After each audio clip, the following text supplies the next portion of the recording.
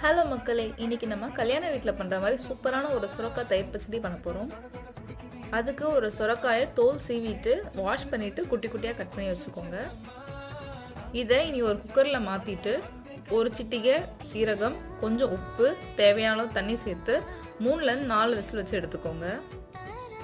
இது ரெடி ஆகிற டைமில் ஒரு கைப்பிடி தேங்காய், ஒரு பச்சை மிளகாய், ஒரு டேபிள் ஸ்பூன் ஜீரகத்தை கொரகொரப்பாக அரைச்சி எடுத்துக்கோங்க. பச்சடி திக்காக இருக்கணுன்றதுக்காக எக்ஸஸாக அதில் இருக்க தண்ணியை நான் ஃபில்டர் பண்ணி எடுத்துட்டேன். 200 ml தயிரை லைட்டாக பீட் பண்ணி எடுத்துக்கோங்க. நம்ம அரைச்சி வச்சுருக்க தேங்காவை சேர்த்துக்கலாம். அடித்து வச்சுருக்க தயிரையும் இந்த ஸ்டேஜில் சேர்த்துக்கலாம். தேவையான அளவு உப்பும் நீங்கள் ஆட் பண்ணிக்கோங்க. நல்லா ஆறின பிறகு தான் நம்ம தயிர் ஆட் பண்ணணும், இல்லைனா தயிர் தெரிஞ்சு போயிடும். ஃபைனலாக கடுகு, கருவேப்பிலை, காஞ்ச மிளகா போட்டு தாளித்து இறக்க வேண்டியது தான். அவ்வளோதாங்க, சூப்பரான ஒரு சுரக்காய் பச்சடி ரெடி ஆகிடுச்சு. நீங்களும் மறக்காமல் ட்ரை பண்ணிவிட்டு உங்கள் ஃபீட்பேக்கை ஷேர் பண்ணுங்கள். டாடா பாய்.